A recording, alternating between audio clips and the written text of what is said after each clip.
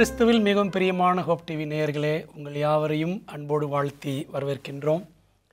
Christ sermon on the mount, கிறிஸ்துவின் மலை பிரசங்கம் என்ற தலைப்பிலே நாம் படித்து வருகின்றோம். இன்றைக்கு நமது தியானத்திற்கான தலைப்பு என்னவென்றால், மலை பிரசங்கமும் மாறாத பிரமாணமும். Sermon on the mount and the immutable law. நமது தியானத்திற்கு ஒரு வேத பகுதி மத்தேயு 5ஆம் அதிகாரம் 17 முதல் 20 வரைக்கும் உள்ள வசனங்களை நான் வாசிக்கிறேன். மத்தேயு 5 வசனங்கள் 17 முதல் 20 வரைக்கும். நியாயப்பிரமாணத்தை ஆனாலும் தீர்க்க தரிசனங்களை ஆனாலும் அழிக்கிறதற்கு வந்தேன் என்று எண்ணிக்கொள்ளாதீங்கள். அழிக்கிறதற்கல்ல, நிறைவேற்றுகிறதற்கே வந்தேன். வானமும் பூமியும் ஒளிந்து போனாலும் நியாயப்பிரமாணத்தில் உள்ளதெல்லாம் நிறைவேறும் அளவும் அதில் ஒரு சிறு எழுத்தாகிலும் ஒரு எழுத்தின் உறுப்பாகிலும் ஒளிந்து போகாது என்று மெய்யாகவே உங்களுக்கு சொல்லுகிறேன். ஆகையால் இந்த கற்பனைகள் எல்லாவற்றிலும் சிறிதானது ஒன்றையாகிலும் மீறி அவ்விதமாய் மனுஷருக்கு போதிக்கிறவன் பரலோக ராஜ்யத்தில் எல்லாரிலும் சிறியவன் எண்ணப்படுவான். இவைகளை கைக்கொண்டு போதிக்கிறவனோ பரலோக ராஜ்யத்தில் பெரியவன் எண்ணப்படுவான். வேதபாரகர் பரிசேயர் என்பவருடைய நீதியிலும் உங்கள் நீதி அதிகமாயிராவிட்டால் பரலோக ராஜ்யத்தில் பிரவேசிக்க மாட்டீர்கள் என்று உங்களுக்கு சொல்கிறேன் என்று இயேசு சொன்னதை நாம் பார்க்கிறோம். மகாதேவனாய கிறிஸ்து தம் மலை பிரசங்கத்தில் மாறாத மகிமையின் பிரமாணத்திற்கும் முக்கியத்துவம் அளித்திருப்பது தனி சிறப்பாகும். சீனாய் மலையில் 10 பிரமாணத்தை தந்தவர் ஆசீர்வாத மலையிலும், அதாவது மலை பிரசங்கத்திலும் அதை மகிமைப்படுத்தினார். ஏசாயா 42வது அதிகாரத்தில் 21ஆம் வசனம் மிகவும் முக்கியமான வசனம். வாசிக்கிறேன். கர்த்தர் தமது நீதி நிமித்தம் அவன் மேல் பிரியம் வைத்திருந்தார். அவர் வேதத்தை முக்கியப்படுத்தி அதை மகிமை உள்ளதாக்குவார். வேதம் ஆங்கிலத்தில் லா என்று இருக்கிறது. அவர் பிரமாணத்தை முக்கியப்படுத்தி அதை மகிமை உள்ளதாக்குவார். இது எங்கே நடந்துச்சுன்னா மலை பிரசங்கத்தில் நடந்தது. ஆண்டவர் 10 பிரமாணத்தை முக்கியப்படுத்தினார். நம் இரட்சகர் வந்தேன் என்றால் அது சுவிசேஷம். நிறைவேற்றவே வந்தேன் என்றால் அது நியாயப்பிரமாணத்தின் நிலையான தன்மையை சுட்டி காட்டுகிறது. பிரமாணமும் சுவிசேஷமும் இரண்டும் பிரிக்க முடியாதவை. இந்த பூமி படைக்கப்படுவதற்கு முன்பாகவே தேவனுடைய பிரமாணம் இருந்தது. அது என்றென்றைக்கும் உள்ள சதா காலங்களுக்கும் உறுதியானவை என்று சங்கீதம் 111:7-8 வாசிக்கிற ஆண்டுடைய பிரமாணம் என்றென்றும் உள்ள சதா காலங்களிலும் இருக்கிறது. பிரமாணத்தின்படி பாவத்தின் சம்பளம் மரணம். ரோமர் 6:23 வாசிக்கிறோம். அந்த மாறா பிரமாணத்திற்கு இசைவாகவே தேவகுமாரனும் மனுஷகுமாரன் ஆனார். பிரமாணத்தின்படி பிசகாமல் வாழ்ந்தார். யோவான் 15:10 அவரே சொல்லியிருக்கிறார், என்னுடைய பிதாவின் கற்பனைகளை நான் கை கொண்டது போல நீங்களும் கை கொள்ளுங்கள். அப்படியே வாழ்வதற்கான அழைப்பை அவர் நமக்கும் தந்திருக்கிறார். யோவான் 14:15 பாருங்க. நீங்கள் என்னிடத்தில் அன்பாயிருந்தால் என் கற்பனைகளை கை கொள்ளுங்கள் என்று இயேசு சொன்னார். 10 பிரமாணம் அழியாது, அழிக்கப்பட முடியாது. அதை அழிக்கவும் ஒழிக்கவும் இரட்சகர் வரவில்லை. 10 பிரமாணத்தை ஒதுக்கி ஓரங்கட்டி ஒழித்துவிட முடியுமா? அதை ஒழிக்க முடியுமானால் பாவத்தையும் ஒழிக்க முடியும் தானே? பாவத்தை அழித்தொழிக்க முடியுமானால் கிறிஸ்துவானவர் பாவ பரிகாரமாக கல்வாரியில் மரித்திருக்க வேண்டிய அவசியம் இல்லையே. பாவத்தை ஒழிச்சு கட்டிடலான்னா அவர் ஏன் வரணும்? அவரது சிலுவை மரணமும் சீர்மிகு பிரமாணமும் இணைந்து நிலை நிற்க வேண்டும், அல்லது இணைந்து தரையில் விழ வேண்டும். பிரமாணம் மீறப்படவில்லை எனில் கிருபைக்கு அவசியமில்லை. ஆகவே சுவிசேஷமும் பிரமாணமும் ஒன்றாய் வாழக்கூடிய அல்லது ஒன்றாய் சாகக்கூடிய சியாமிஸ் இரட்டையர் போன்றவை. இரண்டையும் பிரிக்கலாகாது. Law and the gospel cannot be separated. பிரமாணத்தையும் சுவிசேஷத்தையும் பிரிக்க முடியாது. அதனால தான் பாருங்க, கர்த்தராகிய இயேசு கிறிஸ்து மலைப்பிரசங்கத்தில் பிரமாணத்தை முக்கியத்துவப்படுத்துகிறார். மலைப்பிரசங்கத்தில் இரட்சகர் கூறும் அவர் கூறிய நியாயப்பிரமாணம் 10 பிரமாணமா? ஆம், அதில் எவ்வளவும் எல்லளவும் சந்தேகம் இல்லை. கிறிஸ்துவானவர் இங்கு 10 பிரமாணத்தை தான் உயர்த்தி காட்டினார். 10 பிரமாணம் தேவ குணத்தின் வெளிப்பாடாகும். கிறிஸ்துவையும் பிரமாணத்தையும் ஒப்பிட்டு பார்க்கலாமா?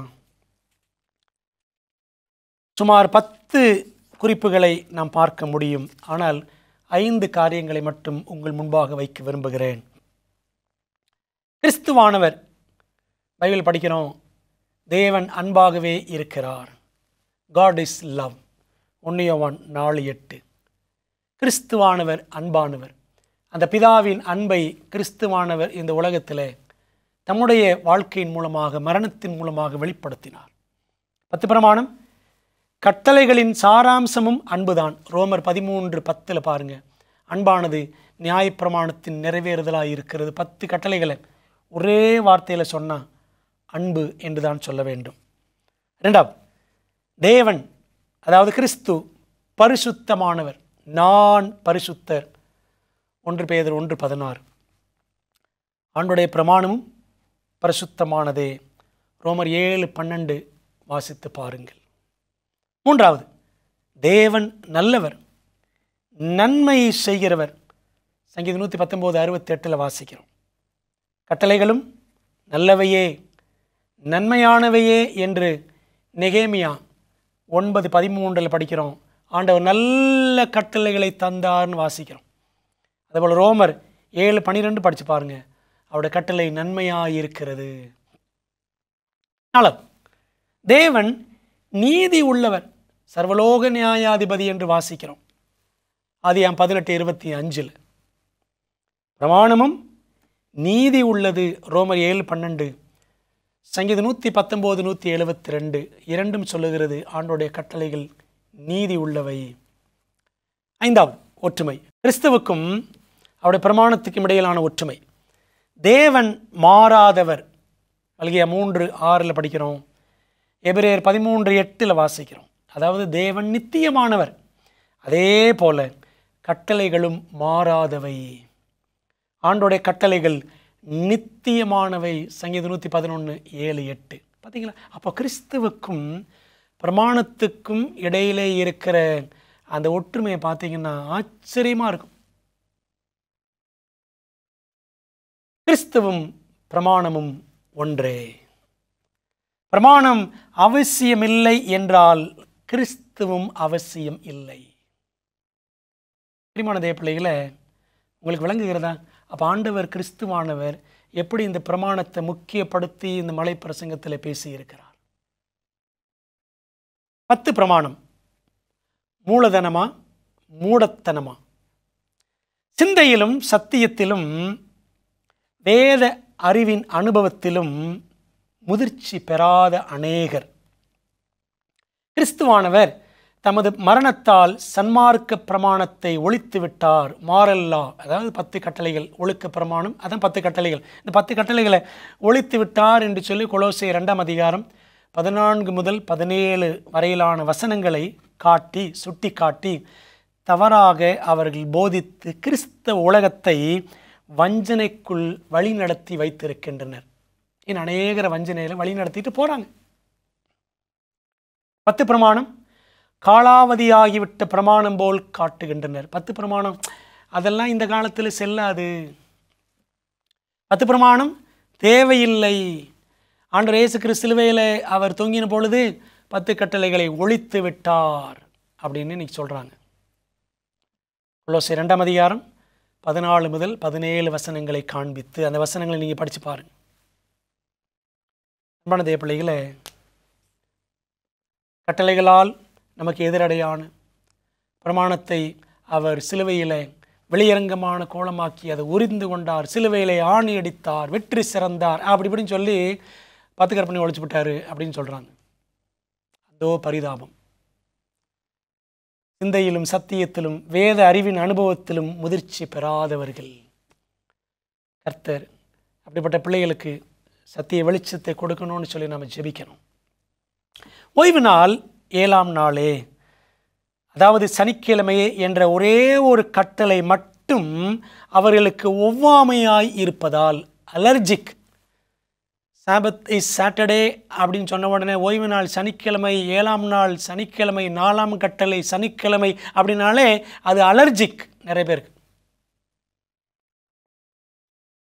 ஒவ்வாமையாய் அந்த 4ஆம் கட்டளை 7ஆம் நாள் ஓய்வு நாள் இருப்பதால் ஒட்டுமொத்த கட்டளைகளையுமே 10 கட்டளைகளையுமே கிறிஸ்துவானவர் ஒழித்து விட்டார் என்று அவர் சிலுவையில் செய்யாத ஒன்றை, இயேசுவானவர் சிலுவையில் செய்யாத ஒன்றை செய்து விட்டதாக அவர் மேலேயே அபாண்டமாக பழி சுமத்தி வருகின்றார்கள். உங்களுக்கு விளங்குதா?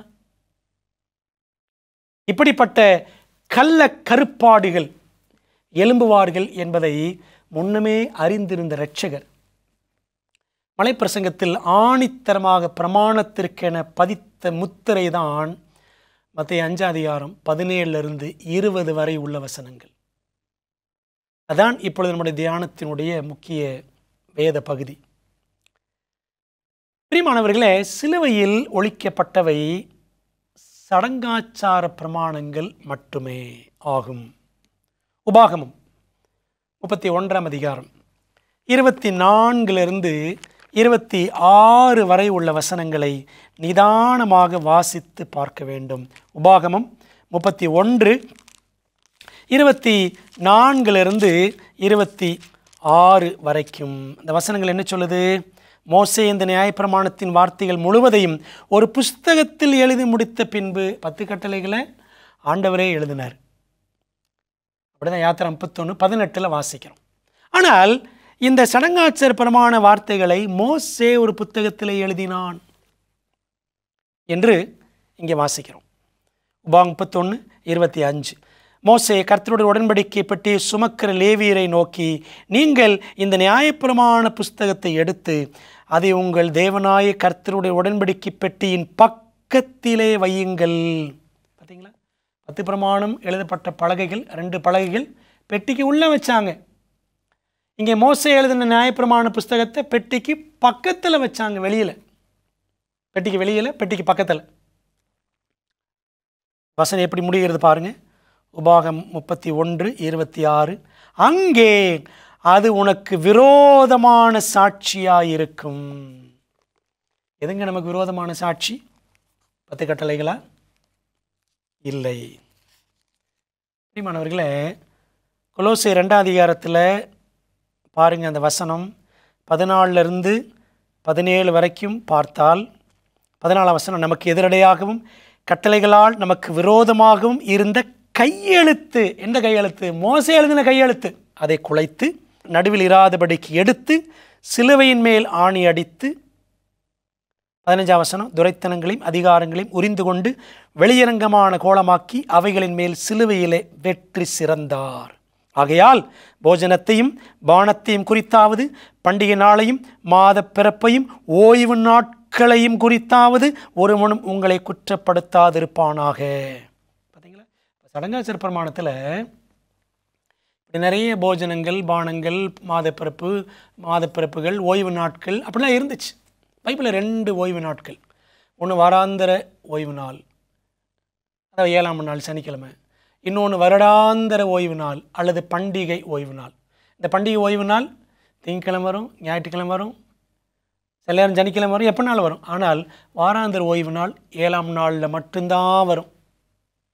பிரியமானவர்களே, அப்போ ஆண்டவர் நமக்கு விரோதமான கையெழுத்து, விரோதமான சாட்சி எதுன்னு சுட்டி காட்டுறாருன்னு பார்த்தீங்கன்னா, அந்த சடங்காச்சார பிரமாணம் மோசே தான் கைப்பட ஒரு புஸ்தகத்தில் எழுதி பெட்டிக்கு பக்கத்தில் வச்சது. பிரியமானவர்களே, சடங்காச்சார பிரமாணம் என்றென்றைக்கும் நிலைக்கக்கூடிய பிரமாணம் அல்ல. ஆண்டுடைய 10 பிரமாணம் தான் என்றென்றைக்கும் இருக்கக்கூடிய பிரமாணம். அது பெட்டிக்கு உள்ள நித்தியமாய் இருக்கக்கூடாத இந்த சடங்காச்சார பிரமாணம் பெட்டிக்கு வெளியில் பக்கத்தில்.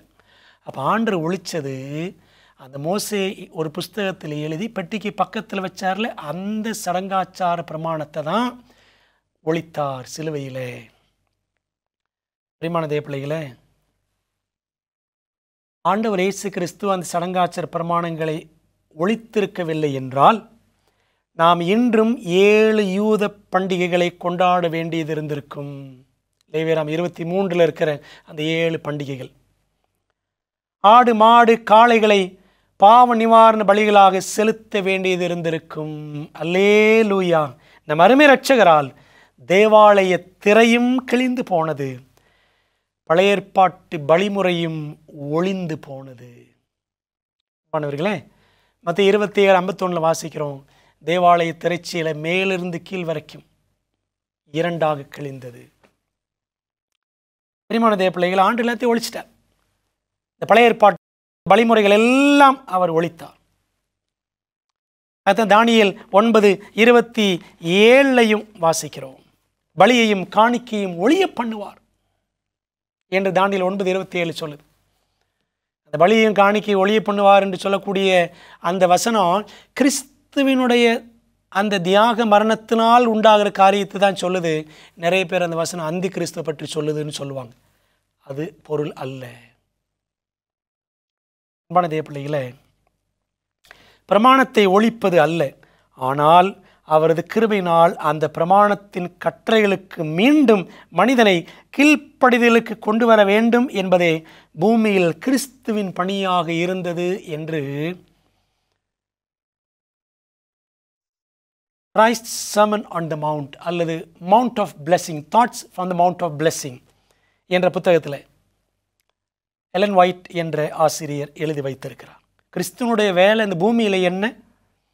ஆண்டோடைய பிரமாணத்தை விட்டு தூரமாயிருக்கிற மனிதனை மீண்டும் அந்த பிரமாணத்திற்குரிய கீழ்ப்படிதலுக்கு கொண்டு வரணும். அதுதான் கிறிஸ்துவின் வேலையாக ஊழியமாக இருந்தது. ரட்சிப்பு கொடுக்கறது மட்டும் இல்லை, அவனை கீழ்ப்படுகிறவனாக மனிதனை, பாவியை தேவனுக்கு கீழ்ப்படியக்கூடிய பிள்ளையாக மாற்றணும். அதாவது ஆண்டோடைய பிரமாணத்துக்கு கீழ்ப்படுகிற மகனாக மாற்றணும். அதான் தேவ திட்டம். பிரியமான தேவ பிள்ளைகளே, இந்த புத்தகம் நான் சொன்னேன், thoughts from the mount of blessing, தமிழில் நித்திய கண்மலை வழங்கும் சத்திய விருந்து என்ற பெயரில் இருக்கிறது. அந்த புத்தகத்தில் 67ஆம் பக்கம்தான் நான் சொன்னது. பிரமாணத்தை ஒழிக்க கிறிஸ்து வரல, அந்த பிரமாணத்திற்கு எல்லாரும் கீழ்ப்படியக்கூடியவர்களாக மாற வேண்டும் என்று மாற்றுவதற்காகவே கிறிஸ்து அந்த பணிக்காகவே இந்த பூமிக்கு வந்தார் என்று நாம் வாசிக்கிறோம். தேவ ஜனமே, 10 பிரமாணம் நம் நித்திய வாழ்வுக்கான மூலதனம். ஒரு வாலிபன் கேட்டான் அல்லவா கிறிஸ்துவனிடத்தில், ஆண்டவரே, நித்திய ஜீவனை சுதந்திரிக்க நான் என்ன செய்ய வேண்டும்? இயேசு சொன்னார், நீ ஜீவனில் பிரவேசிக்க விரும்பினால் கற்பனைகளை கைக்கொள். மத்தேயு 19:16-17 வசனங்களை வாசித்து பாருங்கள். வெளிப்படுத்தல் 22:14 வசனத்தை வாசித்து பாருங்கள். ஆகவே 10 பிரமாணம் நித்திய வாழ்வுக்கான மூலதனம். மாறாக அதை கொடுத்தவரே தம் சிலுவை மரணத்தால் ஒழித்து விட்டார் என்று சொல்லுவது மூடத்தனம். தேவ பிள்ளைகளே, பரமனின் ஊழியர்கள் 10 பிரமாணம் குறித்து என்ன சொல்லியிருக்கிறார்கள் பார்க்கலாமா? சீனாய் மலையில் தேவன் 2 கற்பலகைகளில் 10 பிரமாணங்களை அவரே எழுதி மோசேயிடம் கொடுத்தார். யாத்திராம் 20 உபாகமம் 5 10 பிரமாணங்களை 2 தடவை பார்க்குறோம். அவரே எழுதினார் என்று யாத்திராம் 31:18 சொல்லுகிறது. முதல் கற்பலகையில் முதல் 4 கட்டளைகளும், 2ஆம் கற்பலகையில் அடுத்த 6 கட்டளைகளும் எழுதப்பட்டிருந்தன. முதல் 4 தேவனுக்கு மனிதன் செய்ய வேண்டிய கடமைகள். அடுத்த 6 கட்டளைகள் மனிதன் சக மனிதனுக்கு செய்ய வேண்டிய கட்டளைகளை சுட்டி காட்டுகின்றன. மத்திய 22:35-40 வரைக்கும் அதுதான் ஆண்டவர் இயேசு கிறிஸ்து சுருக்கமாக சொன்னார், உன் தேவனாய் கர்த்தரிடத்தில் முழு இருதயத்தோடு அன்பு கூறு. இது முதலாம் பிரதான கற்பனை. 4 கற்பனைகளை சுருக்கி சொன்னார். 2வது கட்டளை என்ன சொன்னார்? 2ஆம் பிரதான கட்டளை, உன்னை நேசிப்பது போல பிறனையும் நேசி. அடுத்த 6 கட்டளைகளை சுருக்கி சொன்னார். சொல்லிட்டு சொன்னார் ஆண்டவர், இந்த 2ல் நியாயப்பிரமாணம் 10 கட்டளை முழுவதும் அடங்கும் அப்படின்னு சொன்னார். இன்னைக்கு நிறைய சபைகள் என்ன சொல்கிறாங்கன்னா, ஆண்டவர் 10 கட்டளை சுருக்கி 2ஆக கொடுத்துட்டாரு. ஆண்டவரை நேசிக்கணும், அடுத்தவங்களை நேசிக்கணும், போதும். அது எப்படி நேசிக்கிறது அப்படின்றதுக்காக தான் 10 கட்டளை முழுசாக வாசிக்கணும். தேவ பிள்ளைகளே, நாம் புரிந்து கொள்ள வேண்டும். ஆவியானுடைய உணர்த்துதலால் வேதாகமத்தை சரியாய் கற்றுக்கொள்ள வேண்டும். சார்ல்ஸ் ஸ்பர்ஜன் என்ற ஊழியக்காரர் சொல்லியிருக்கிறார், உங்கள் முழு இருதயத்தோடும் நீங்கள் தேவனை நேசித்தால் முதல் கற்பலகையின்படி நீங்கள் நடக்க வேண்டும். நீங்கள் உங்களை நேசிப்பது போலவே பிறரை நேசிப்பீர்களானால் இரண்டாம் கற்பலகையின்படி நீங்கள் நடக்க வேண்டும். என்ன சொல்றாரு? ஆண்டவரை நேசிப்பதாக இருந்தால் முதல் 4 கட்டளைகளை பின்பற்றுங்கள். உங்களை நேசிப்பது போல மற்றவர்களை நீங்கள் நேசித்தால் அடுத்த 6 கட்டளைகளை பின்பற்றுங்கள் அப்படின்னு சொல்றார். எவ்வளோ அழகாக இருக்கிறார் பார்த்தீங்களா? பர்பச்சுவிட்டி ஆஃப் த லா என்ற புத்தகத்தில் 5ஆம் பக்கத்தில் அவர் இப்படி சொல்லுகிறார். டிஎல் மூடி 10 கட்டளைகள் என்பவை 10 வித்தியாசமான விதிகள் அல்ல, அவை ஒரே பிரமாணமே ஆகும். 10 வளையங்கள் கொண்ட சங்கிலியால் நான் கட்டி தொங்கவிடப்பட்டிருக்கும் போது அவற்றில் ஒன்றை மட்டும் நான் உடைத்தாலும் கீழே விழுவது நிச்சயம். ஒன்றை உடைப்பது 10 வளையங்களையும் உடைத்தது போன்றதாகும். இந்த கருத்தை அவர் வெய்ட் அண்ட் வாண்டிங் என்ற புத்தகத்திலே பக்கம் 119 எழுதுகிறார். ஒன்று உடைச்சாலும் நான் தொங்கிக்கிட்டு இருக்கிற அந்த கம்பியிலேருந்து கீழே விழுந்துருவேன். ஒரு வளையத்தை உடைச்சால். பிரியமானவர்களே, இன்றைக்கி இந்த ஓய்வு நாள் பிரமாணத்தை எல்லாரும் உடைச்சிட்றோம்ல. அப்போ எல்லா பிரமாணத்தையும் மீறினதற்கு சமம். மனிதன் 10 பிரமாணத்தின்படியே வாழ்ந்தாக வேண்டும் என்பது தேவனுடைய திட்டம். அதுதான் யாக்கோபு 2:10 வாசிக்கிறோம், யாக்கோபு 2:12 வாசிக்கிறோம், பிரசங்கி 12:13 வாசிக்கிறோம். எல்லா மனுஷர் மேல் விழுந்த கடமை இதுவே, தேவனுக்கு பயந்து அவருடைய கற்பனைகளை கைக்கொள் என்று வாசிக்கிறோம். கடைசி புத்தகமான வெளிப்படுத்தல் கிறிஸ்துவை உயர்த்துவது போல 10 பிரமாணங்களையும் உயர்த்துகிறது. வெளிப்படுத்தல் 12:17, வெளிப்படுத்தல் 14:12, வெளிப்படுத்தல் 22:14 படித்து பாருங்கள். 10 கட்டளைகளை கடைபிடிக்கிறவர்கள் தான் மீதமானவர்கள், உண்மையான கர்த்தருடைய பிள்ளைகள், அவர்கள்தான் பாக்கியவான்கள், அவர்கள்தான் பரிசுத்தவான்கள் என்று வெளிப்படுத்தல் சொல்லுகிறது. மனுக்குலம் சந்திக்கவிருக்கும் கடைசி போராட்டமும் கற்பனைகளுக்கான போராட்டமே ஆகும். ஆண்டோடைய கற்பனைகளுக்கான நிற்போமா நிற்க மாட்டோமா, அதான் கடைசி போராட்டமே. பிரியமானவர்களே, இந்த மத்தேயு 5:19 வசனத்தை பயன்படுத்தி அநேகர் நினைக்கிறார்கள், பிரமாணத்தை முக்கியப்படுத்தாமல் போதிச்சா கூட எப்படியாவது பரலோகத்தில் சிறியவராக ஒரு வாரத்தில் இருக்கலாம் என்று நினைக்கிறார்கள். அப்படி போதிக்கும் நபருக்கு அங்கே பரலோகத்தில் இடமே இல்லை. பிரமாணம் முக்கியமில்லைன்னு பேசுகிறவங்களுக்கு பரலோகத்தில் இடமில்லை. ஏனெனில் துணிகரமாக ஒரு கட்டளையை மீறுகிறவர் எந்த கட்டளையுமே ஆவியோடும் உண்மையோடும் கை கொள்ள மாட்டார். மாம்ச பலத்தினால் 10 பிரமாணத்தை நம்ம கை கொள்ள முடியாது. ஆண்டு நமக்கு பலன் கொடுக்கணும். ஏன்? மாம்சம் பலவீனமானது. அவரது ஆவியினாலே எல்லாம் ஆகும். அவருடைய கட்டளையின்படி நம்மை நடக்க செய்கிறவர் ஆவியானவர். எசேக்கியேல் 36:27 படிக்கிறோம், உங்கள் உள்ளத்தில் என் ஆவியை வைத்து உங்களை என் கட்டளைகளில் நடக்கவும் என் நியாயங்களை கை கொள்ளவும் அவைகளின்படி செய்யவும் பண்ணுவேன். தேவாவியானவர் தேவ அன்பாகிய தமது பிரமாணத்தை நம் உள்ளங்களில் ஊற்றுவார், ஊற்றெடுக்க செய்வார். நம்ம இருதய பலகைகளில் தம் கட்டளைகளை பதித்து அதன்படி நம்மை நடக்கவும் செய்வார். எபிரேயர் 8:10, 10:16 ஆகிய வசனங்கள் படித்து பாருங்கள்.